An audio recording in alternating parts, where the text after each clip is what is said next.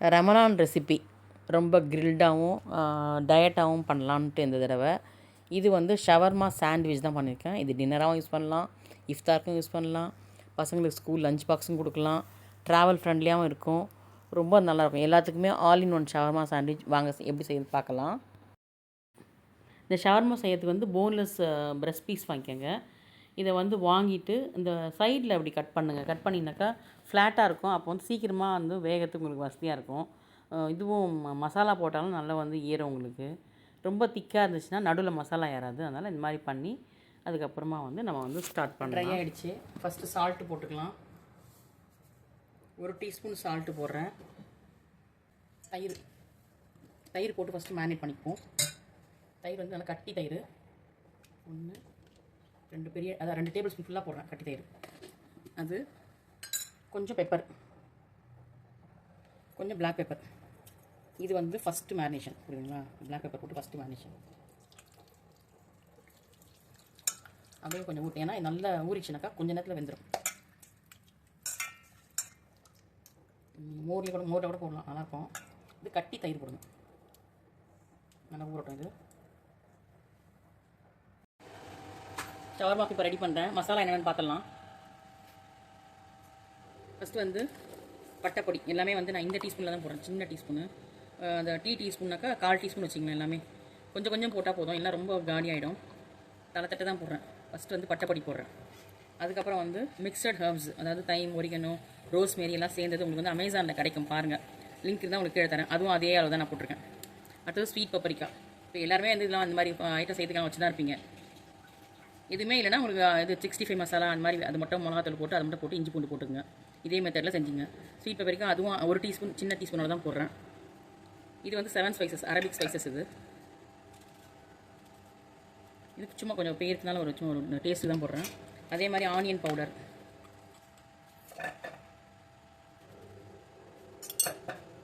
அதுவும் ginger powder, ginger garlic paste நீங்கள் போட்டுக்கலாம். ஆனியன் பொடி பண்ணி அரைச்சி இது பண்ணியும் போட்டுக்கலாம் நீங்கள். என்னங்க ஜிஞ்சர் பவுடர் கொஞ்சம், எல்லாமே கொஞ்சம் கொஞ்சம் தான் போடுறேன், ரொம்ப ஸ்பைஸ் கிடையாது எதுவுமே.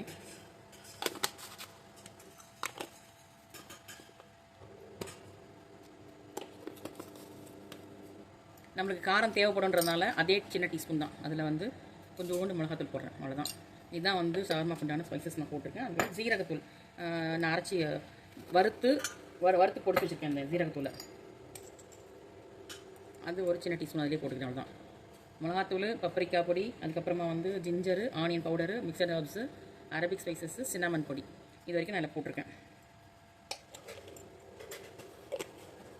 நம்ம மேரினேட் பண்ணி வச்சுருக்கேன் இல்லையா, வெறும் தயிர், பூண்டு அப்புறம் உப்பு போட்டிருக்கேன். உங்கள்கிட்ட வந்து பூண்டு அதெல்லாம் போடானாக்கா இஞ்சி பூண்டு பேஸ்ட்டு மட்டும் போட்டுங்க போதும், சரிங்களா. இந்தாங்க ஆலிவ் ஆயில் ஒரு 3 டீஸ்பூன் போடுறேன் நான்.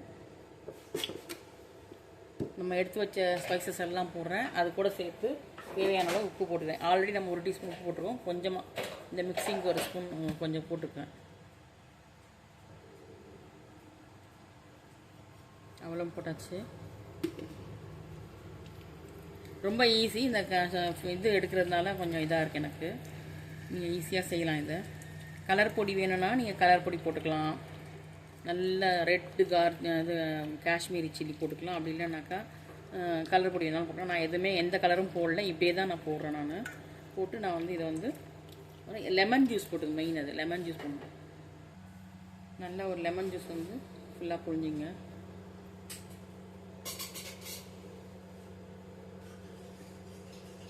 பழுத்த லெமனாக பார்த்தீங்க, இது வந்து ரொம்ப நேரம் ஆகும். அவ்வளோதான், ஷவர்மாவுடைய மேரினேஷன் ஓவர். ஆனியன் வந்து நான் அதிலே வைக்கிறேன். நான் ஒரு ஆனியன் எடுத்து நான் இதிலே வந்து இப்படி குத்தி வைக்கிறேன். நல்லாயிருக்கும். அது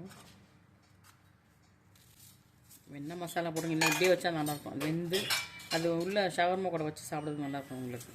இந்த மாதிரி ஆரஞ்சு, அப்புறமா அந்த ஆனியனு, இன்னும் என்னென்ன வெஜிடபிளும் வைக்கலாம், ரொம்ப நல்லாயிருக்கும்.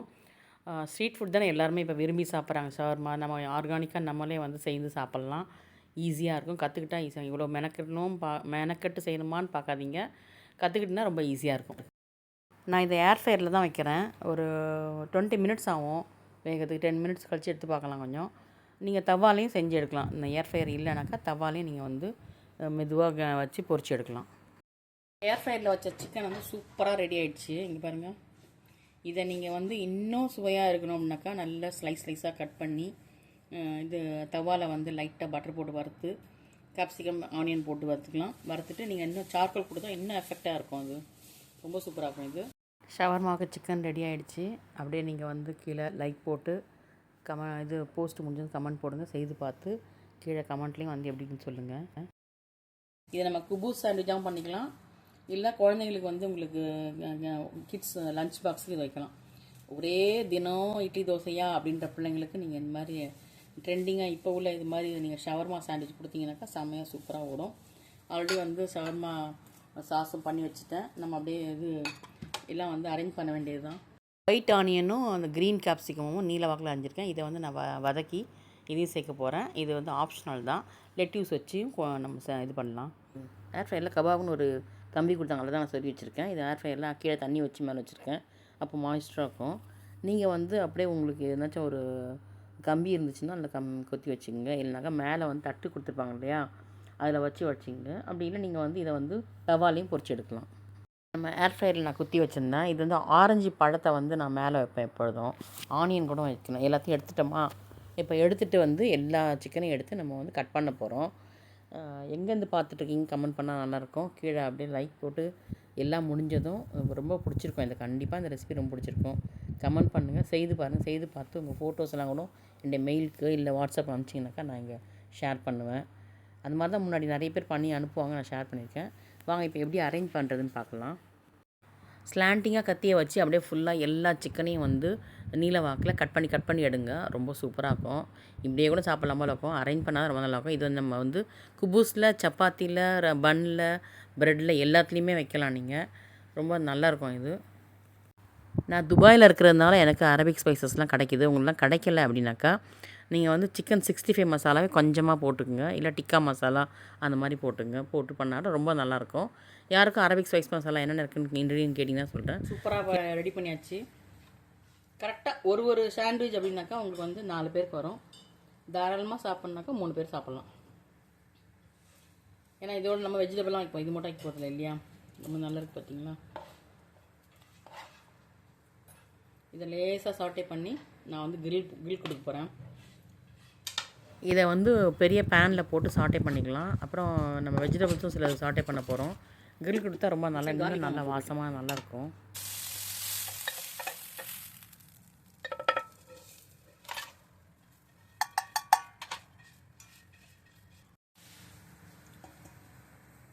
சார்கோல் கொடுக்க போகிறேன். அப்போ இன்னும் டேஸ்டியாக இருக்கும்.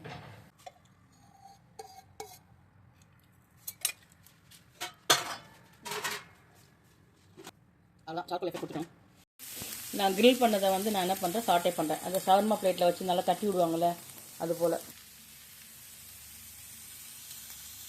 கொஞ்சம் சாட்டே பண்ணிக்கலாம்.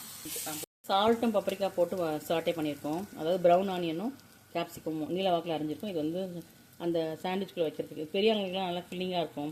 இந்த ஆனியன் எல்லாம் க்ரன்ச்சியாக சாப்பிட்றதுக்கு, அதனால தான் இதை வைக்கிறோம். இதை குபூஸில் வைக்கல, பிரெட் சாண்ட்விச் மாதிரி தான் வைக்க போகிறேன். குக் புக் ஜெல்லியில் ஃபஸ்ட்டு லேயர் வந்து நம்ம வந்து லெட்யூஸ் போட்டுக்கலாம். அடுத்த லேயர் ப்ரௌன் ஆனியனும் கேப்சிகமும் வச்சுட்டேன். சிக்கன் நம்ம சஃபிஷியண்ட்டாக எவ்வளோ சாப்பிடும் வைக்கலாம். குழந்தைங்களுக்குனாக்கா கொஞ்சம் கம்மியாக வச்சுங்க. பெரியவங்களுக்கு ஃபில்லிங்காக தேவைப்படும் இல்லையா, அதனால் கொஞ்சம் நிறைய வச்சுக்கோங்க. சிக்கன் ஃபுல்லாக வச்சுட்டேன். இந்த பக்கம் இதுக்கு மேலே வந்து சீஸ் வச்சுருக்கோம். ஷவர்மாக்கு மேலே சீஸ் வச்சுருக்கோம். ஷவர்மா சிக்கன் மேலே இன்னொரு ப்ரெட்டை அதுக்கு மேலே வச்சுட்டு நாங்கள் வந்து மூடிட்டோம். இப்போ நம்ம டோஸ்ட் பண்ணிட்டாக்கா உங்களுக்கு பசங்களுக்கு கொடுக்குறதுக்கு வசதியாக இருக்கும். உங்கள்கிட்ட டோஸ்டர் இல்லை அப்படின்னாக்கா நீங்கள் கடாயிலேயே போட்டு லைட்டாக பட்டர் போட்டு செஞ்சுக்கோங்க. 2 செட்டு ரெடி ஆகிடுச்சு. இங்கே 2 செட் ரெடி ஆகிட்டு இருக்குது. இங்கே 2 செட்டு, அதான் 3 பேருக்கு தாராளமாக வரும். நான் இப்போ பண்ணது 3 பேருக்கு தாராளமாக வரும். இந்த மாதிரி வச்சு நம்ம இது பண்ணி எடுத்துட்டிங்கனாக்கா உங்களுக்கு வந்து வேலை முடிஞ்சது. அவ்வளோதான், ஈஸி.